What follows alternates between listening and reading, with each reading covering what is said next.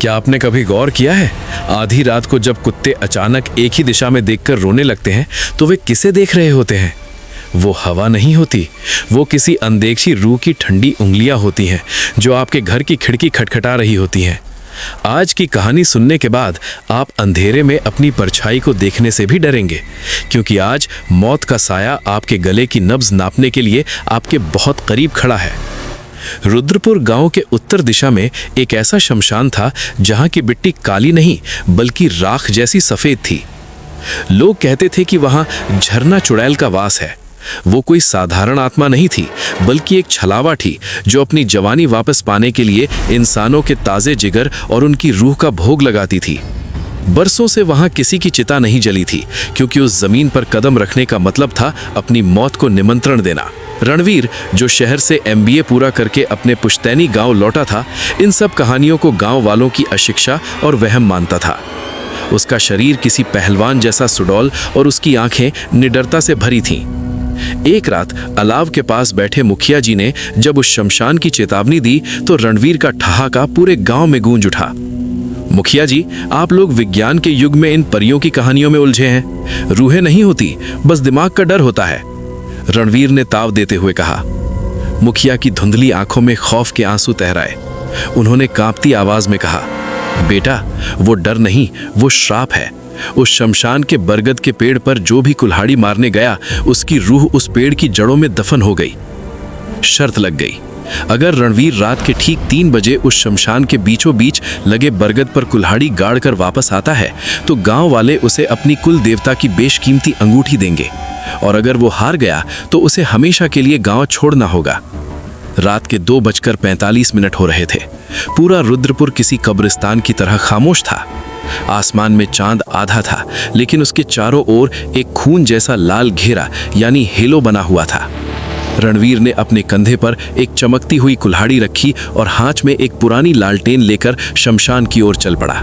जैसे जैसे वो शमशान के करीब पहुंचा, कोहरा इतना घना हो गया कि उसे अपनी ही हथेली दिखाई नहीं दे रही थी।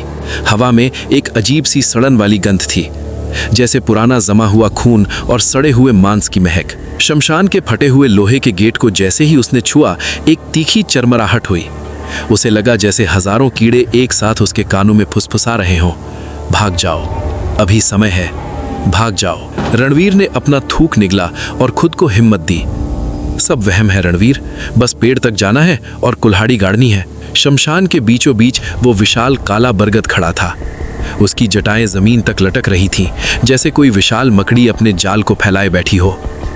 रणवीर बरगद की ओर बढ़ ही रहा था कि तभी उसे एक सिसकी सुनाई दी, एक छोटी सी बच्ची के रोने की आवाज। लालटेन की पीली रोशनी में उसने देखा, पेड़ की एक जड़ के पीछे एक छोटी सी बच्ची बैठी थी। उसने मैली सी सफेद फ्रॉक पहनी थी और अपने मुंह को घुटनों में छिपा रखा था। बेटा, तुम यहाँ क्या कर रही हो? डरो मत, मैं हूँ, रणवीर ने बड़े प्यार से पूछा। उसका दिल भर आया। बच्ची ने धीरे धीरे अपना सिर ऊपर उठाया। जैसे ही रोशनी उसके चेहरे पर पड़ी, रणवीर की चीख उसके गले में ही घुट गई।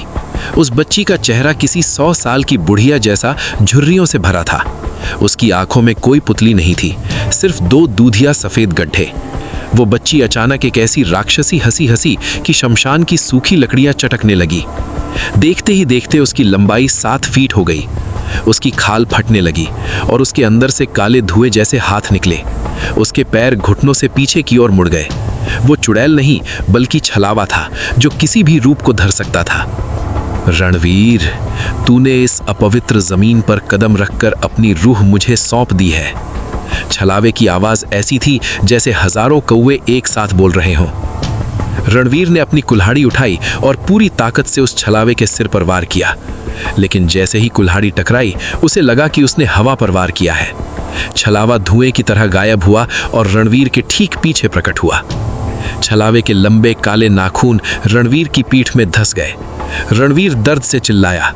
उसने देखा कि शमशान की जमीन से अब कंकाल बाहर निकल रहे थे, जो उसके पैरों को जकड़ने लगे।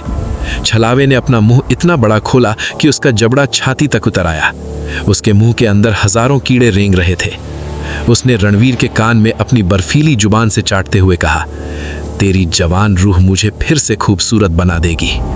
उसने अपनी उंगलियां रणवीर की आंखों में डाल दी। रणवीर की ऐसी चीख निकली कि पूरे गांव के लोग अपनी रजाई के अंदर दुबक गए। किसी की हिम्मत नहीं हुई कि बाहर आकर देखे। धीरे धीरे रणवीर का शरीर सूखने लगा, उसका मांस हड्डियों से चिपकने लगा और उसका रंग ग्रे यानी धूसर हो गया। अगली सुबह जब सूरज की पहली किरण शमशान पर पड़ी तो गांव वाले कांपते हुए वहां पहुंचे। बरगद के पेड़ पर कोई कुल्हाड़ी नहीं थी, लेकिन पेड़ के ठीक नीचे एक अजीब सा नया पत्थर खड़ा था। उस पत्थर पर रणवीर का चेहरा उभरा हुआ था। उसके चेहरे पर वही खौफ था जो उसने मरते वक्त महसूस किया था। पत्थर से अभी भी भाप निकल रही थी, जैसे उसके अंदर कोई आग जल रही हो।